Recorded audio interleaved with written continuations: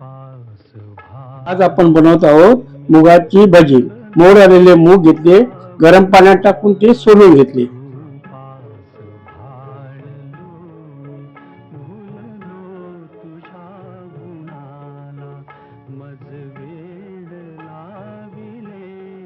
आता सर्व मिक्सरला लावून जास्त बारीक नाही, मिडियम बारीक करून घ्यायचं।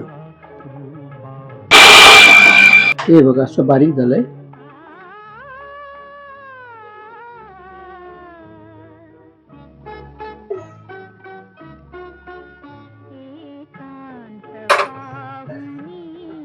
सोडा टाकून घेऊ थोडा जरा, त्यामुळे चांगले फुगतील जरा भजी।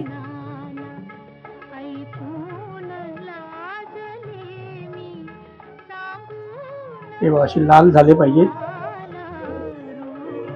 मुगाची भजी आता तयार झाली।